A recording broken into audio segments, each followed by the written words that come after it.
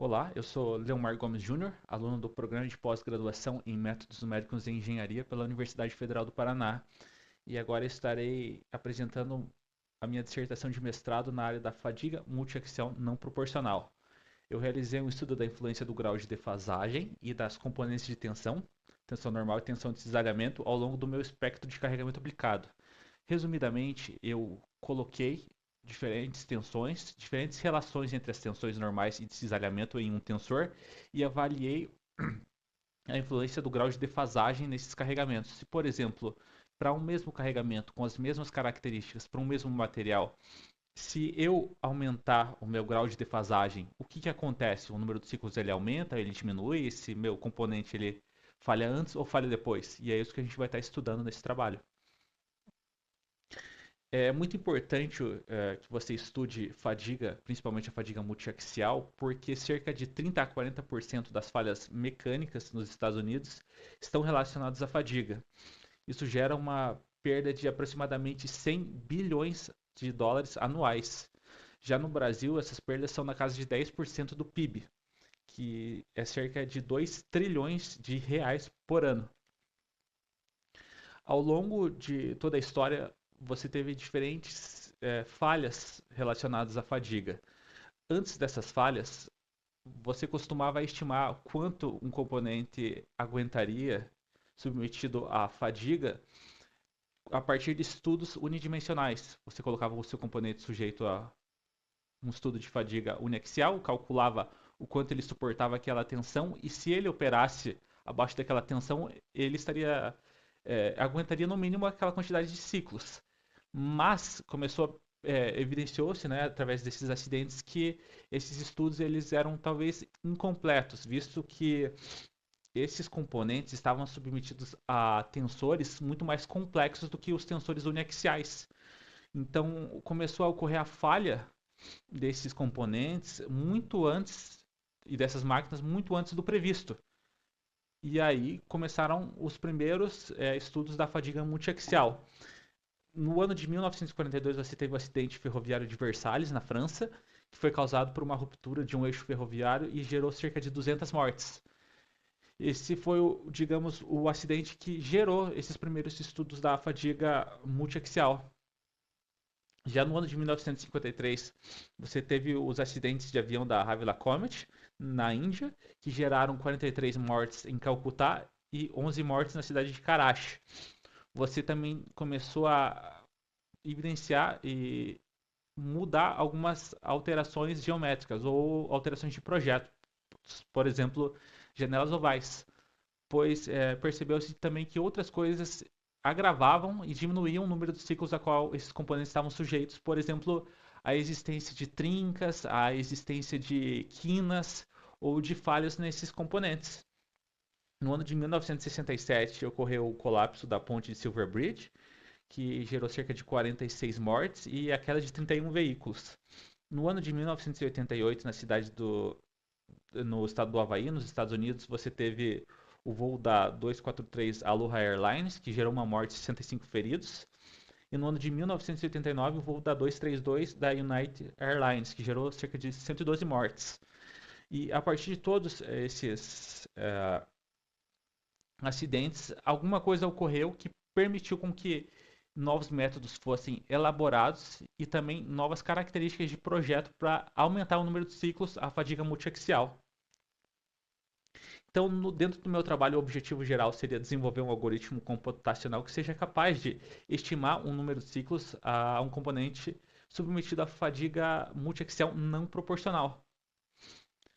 Considerando essa variação do meu ângulo de defasagem entre as componentes de tensão normal e de cisalhamento, por exemplo, de 0 a 90 graus, e em cada um desses ângulos de defasagem, esse algoritmo computacional seja capaz de calcular o número de ciclos, utilizando diferentes abordagens todas de deformação do número de ciclos, utilizando um modelo de Brown-Miller, Fatemi-Sossi e Liu, ou seja, vou calcular para cada um desses através do algoritmo, um número de ciclos para cada um dos meus ângulos de defasagem.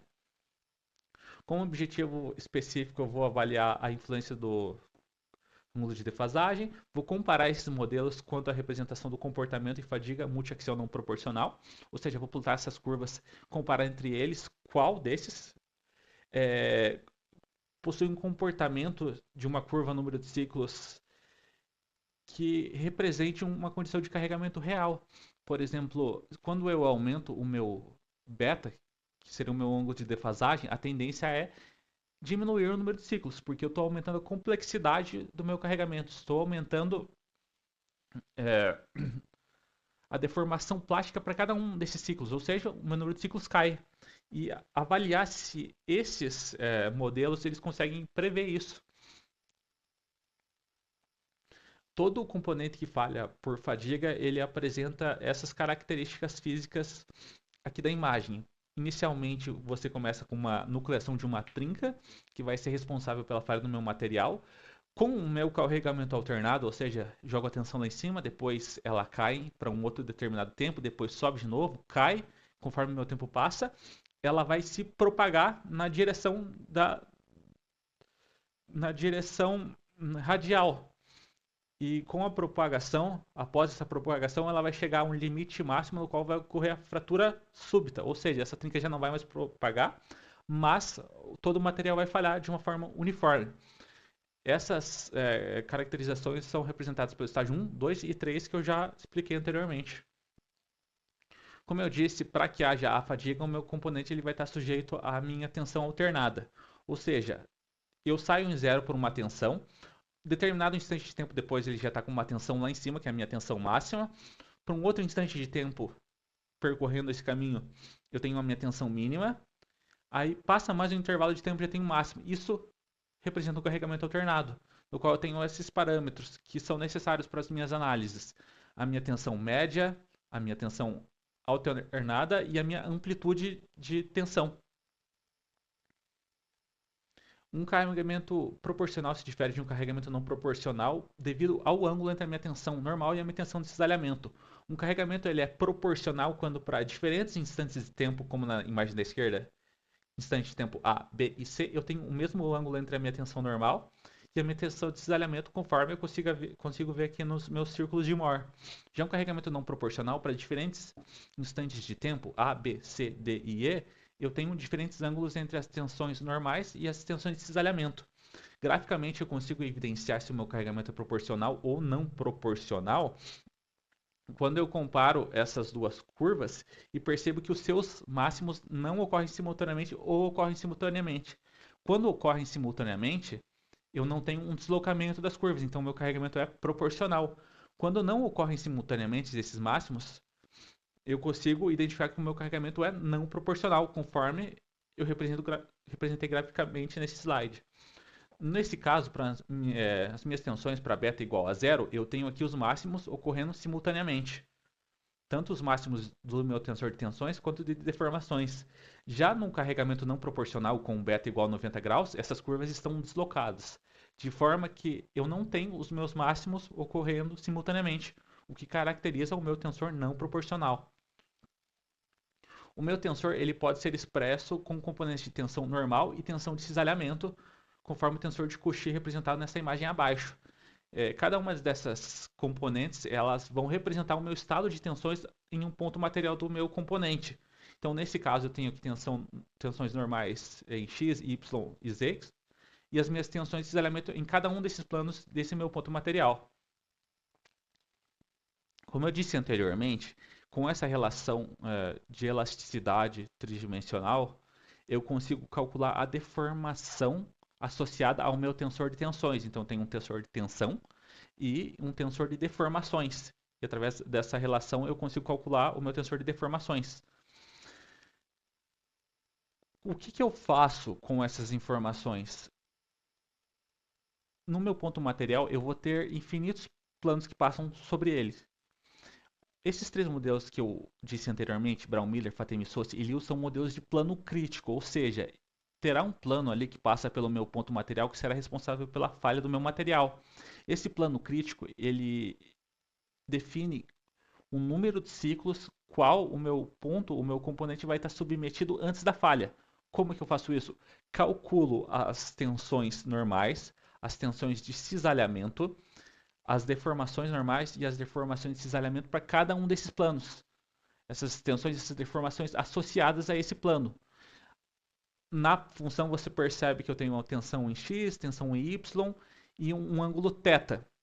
Esse ângulo θ representa o ângulo do meu plano. Então, zero, θ igual a zero, é o meu plano que não está inclinado, que está na mesma, que está paralelo à minha abscissa. E já, por exemplo, 90 graus que está perpendicular ali ao meu eixo.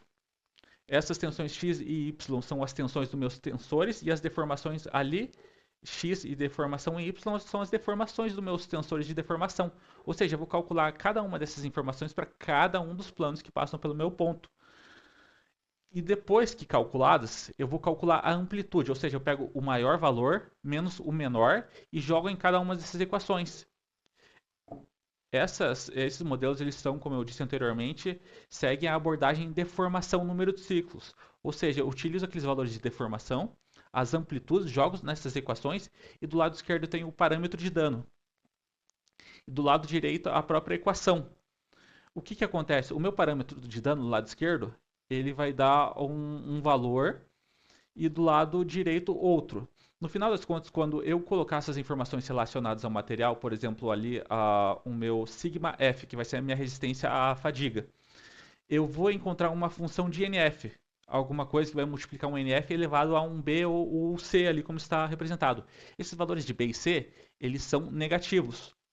Ou seja, no final das contas, eu tenho um lado esquerdo igual a NF elevado a um número negativo. Como esse número é negativo, eu consigo inverter de forma que eu tenho 1 elevado a NF elevado a esse número. De forma com que essas grandezas são inversamente proporcionais. Ou seja, quanto maior o meu lado esquerdo, menor o lado direito. De forma com que se eu aumento o meu parâmetro de fadiga, que seria o lado esquerdo da equação, ou seja, estou aumentando ali a deformação, certo? E a combinação entre essas deformações. O que acontece com o meu número de ciclos? Está caindo. Então, isso faz com que a gente perceba que aumentar a minha deformação, sendo aumentada pelo ângulo de defasagem, está caindo o meu número de ciclos. E esse é o comportamento das curvas, que elas devam cair. Como eu disse anteriormente, a gente utilizou o modelo de Brown-Miller, Fatemi-Sosi e Liu, com essas equações que estão abaixo. Esses parâmetros são os parâmetros relacionados à fadiga, que são obtidos experimentalmente.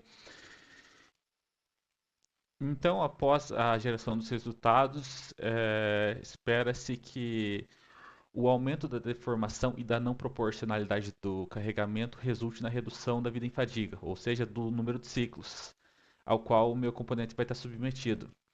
Fisicamente, o aumento da severidade do carregamento, isso decorrente do aumento do beta e do aumento das deformações, provoca maior dano acumulado no material, intensificando os mecanismos de deformação plástica e favorecendo a nucleação e propagação de trincas, o que resulta nessa redução do número de ciclos. Além disso, o aumento do ângulo de defasagem, do grau de defasagem, promove a rotação contínua dos planos principais de tensão ao longo do ciclo, aumentando a dissipação de energia e acelerando o processo de falha, o que corrobora com isso que eu comentei anteriormente, que diminui o número de ciclos, porque vai haver essa propagação das trincas. E como consequência, espera-se que o material apresente um menor número de ciclos até falha, como já comentado anteriormente, e essa tendência, ela provavelmente seja monotônica após a geração dos gráficos. Isso significa que ela vai ter um comportamento do começo ao fim. E é basicamente isso. Obrigado.